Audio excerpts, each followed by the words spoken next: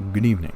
I'm glad you're here today so we can both learn about the Löwe and its successor, the Maus. I am a big fan of the Löwe because of World of Tanks, and I wish it had been completed in some fashion, as I think it would have been a very interesting tank to just see exist, but we'll get into the Löwe right now. Remember, if you do like what I'm doing, please like and subscribe, and even share the video, as sharing helps with the algorithm and, well, it would get people to watch the video who might be interested. Especially liking the video helps with the algorithm. Commenting also does it.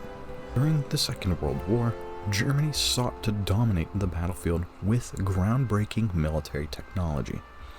Among these ambitions was the creation of super heavy tanks. Machines so massive and so powerful that they would be virtually unstoppable. One of these designs was the Panzerkampfwagen 7, or Löwe, meaning lion. The Löwe never made it beyond the planning stages. Its story reveals much about the challenges of the tank's design and development, and especially the shifting priorities of Nazi Germany. In this video, we will explore the origins, design, challenges, and the legacy of this elusive concept, and why it remains a topic of fascination to people like me today. Beginning with the origins, the story of the Löwe begins in early 1942, when German engineers were tasked with creating a new class of super heavy tank. Hitler, captivated by the idea of building the most formidable armored vehicle in the world, envisioned a tank that could outmatch anything the Allies or Soviets could field. The Löwe was conceived in two primary versions, the lighter version weighing 76 tons and a heavier variant pushing 90 tons. Both designs were armed with a powerful 10.5 centimeter or 105 millimeter gun and covered in thick armor, making them nearly impervious to conventional anti-tank weapons. However, the project's goals were ambitious even by Germany's standards. The tank needed to be heavily armed to the teeth, and still mobile enough to cross rugged terrain, which was most of Eastern Europe. This trifecta of requirements made the Löwe a daunting task to challenge the engineers. As work progressed, it became clear that the Löwe's design posed significant engineering hurdles. One of the biggest challenges was its immense weight. At 90 tons, even the lighter version was heavier than any operational tank at the time. Transporting such a machine across bridges, railways, or muddy battlefields would have been a logistical nightmare. Additionally, its proposed armor thickness, up to 140 millimeters, complicated mobility. Existing engines simply weren't powerful enough to move such a tank effectively. Engineers would have needed to design a new drivetrain and suspension system, which would further delay the project. Another point of contention was its role on the battlefield. Some military officials argued for a faster tank with moderate armor, while others pushed for an impenetrable behemoth that sacrificed speed entirely. These disagreements reflected the broader strategic confusion within Germany's military hierarchy in the later years of the war. Ultimately, as these challenges mounted, the Löwe's future grew uncertain. In 1943, the Löwe project was officially cancelled. Hitler, always seeking bigger and better weaponry, redirected his focus to the even larger Panzer VIII Maus. This decision marked the end of the Löwe's development, leaving it as little more than blueprints and speculative designs. The reasons for cancellation were clear. Super heavy tanks like the Löwe and Maus were impractical for real-world combat. Their immense size and weight made them easy targets for airstrikes and difficult to employ over most terrain.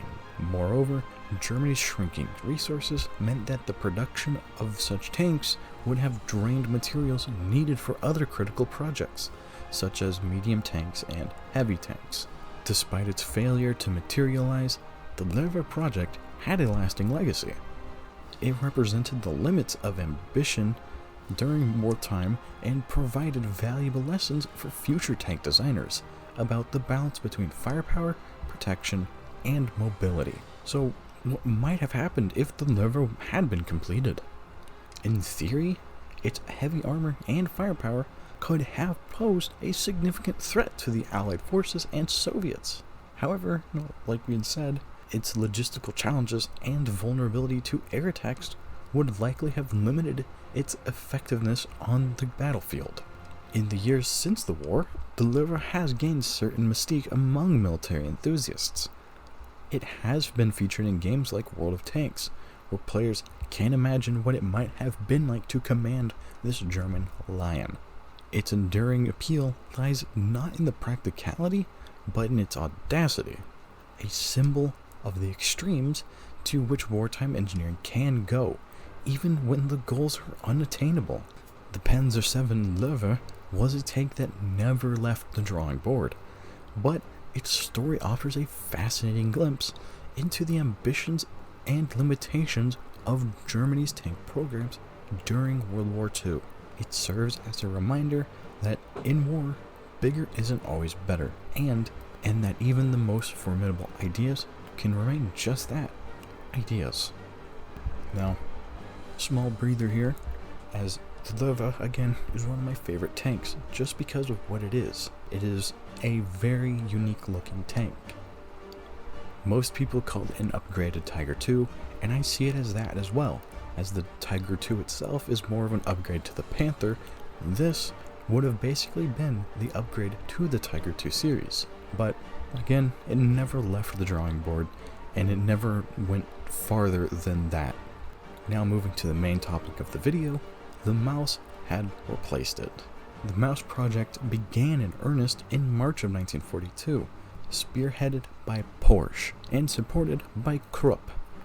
Hitler envisioned a tank that would be impervious to any enemy weapon while boasting unmatched firepower.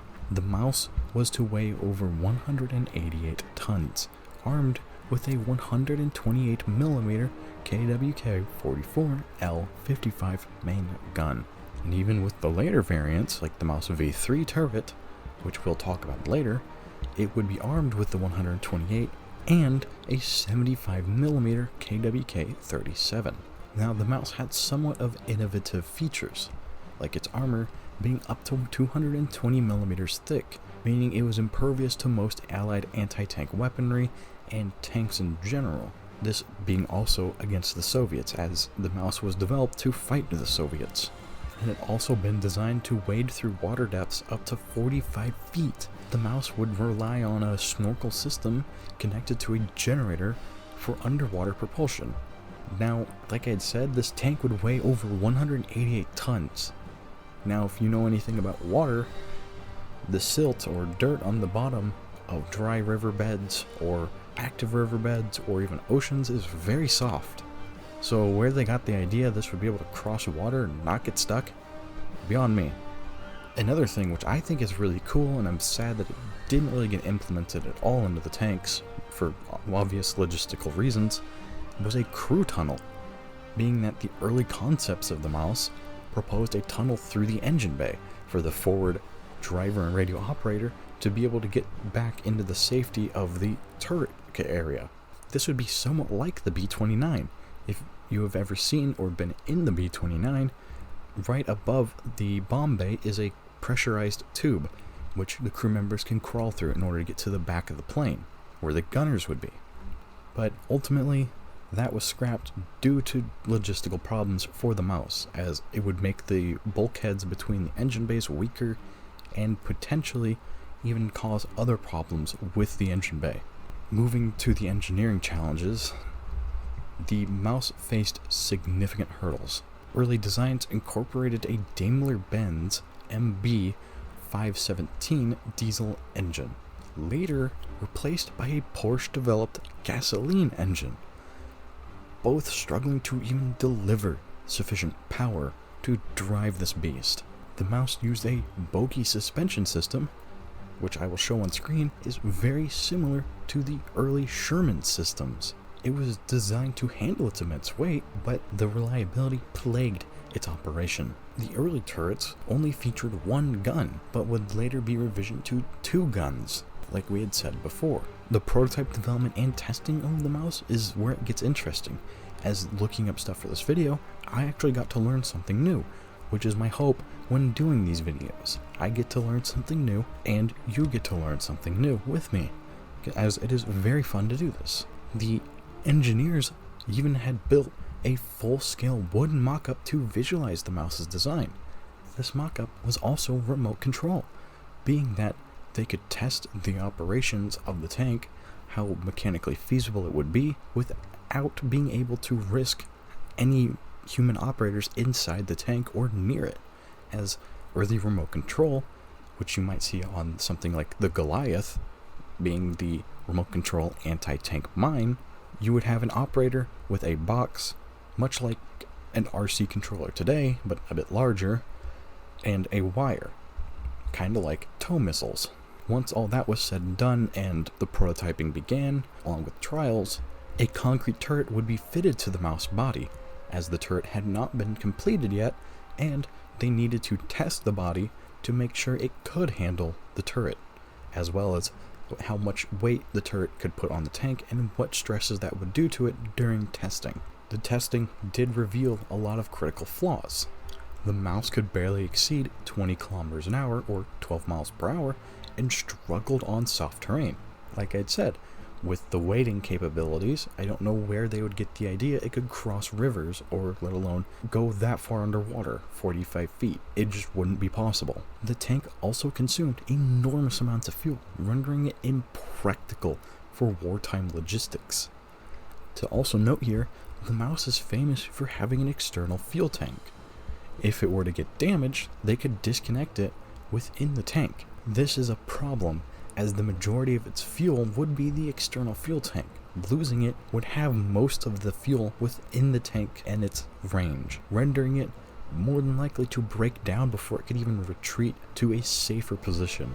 Its size and weight also made its transportation and deployment nearly impossible, as few bridges could support its mass, and the railroads, they also would have some issues with it, as no real platforms were built to handle unloading it. Though Kubinka didn't have much of that issue, as it already dealt with tanks quite a lot. As Germany's war situation deteriorated in 1944 to 1945, resources for the heavy tanks dwindled. Allied bombing raids further disrupted production. Ultimately, only 2 working prototypes were ever completed.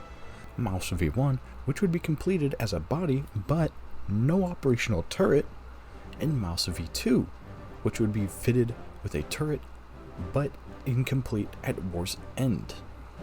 The prototypes were sabotaged by German forces, preventing capture. Though Soviets would later recover and combine the Maus V3 turret with the Maus V2 hull to create a single surviving example. Now, I can't track fully where the testing was with the Maus V3 turret, but the sabotaging they'd done was placing explosive charges in the body, causing it to explode and the turret to fall in on itself.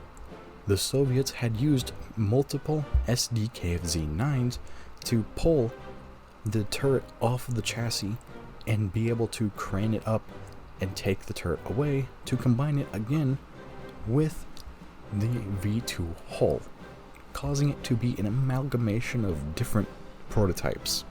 Now, I don't know where these SDKFZs, these German vehicles, were, and well, I don't know what happened to them after the war, as Soviet Russia probably kept a few of them, and the rest were probably scrapped or used for testing. But the Maus's story actually doesn't end there, as the Maus 2 was proposed, and the Maus 2 was a proposed improvement featuring a redesigned turret and lighter overall weight. It aimed to address some of the Maus's shortcomings, such as mobility and turret layout. However, the Maus 2 remained on paper only, as the collapse of Nazi Germany made its realization impossible. The only surviving Maus tank resides again at Kubinka, the tank museum within Russia. Visitors can view this engineering marvel and reflect on its ambition and impracticality. The Maus serves as a reminder of the extremes of wartime innovation and the challenges of balancing vision with feasibility. You can also go play the Maus in games like War Thunder and World of Tanks. This is not sponsored at all, and I look for the day that I can be sponsored by one of them. The Panzer VII Löwe and the Panzer VIII Maus embody the Germans' quest for military supremacy through technological might. Though neither was fielded, their stories offer insights into challenges of engineering and strategic decisions of a nation at war. Today, these tanks remain historical curiosities, illustrating the ambitions of limitations of super heavy armor in modern warfare. I thank you for being here, and I hope you liked the video. I will note that not many people are subscribed, and if you do feel like subscribing, I would really recommend it. It would help my channel grow, and if you share, it would help it grow faster, as well as liking and subscribing and commenting would help with the algorithm a lot. Thank you again, and I hope to see you in another video, and I hope you get to learn something new all the time. Bye.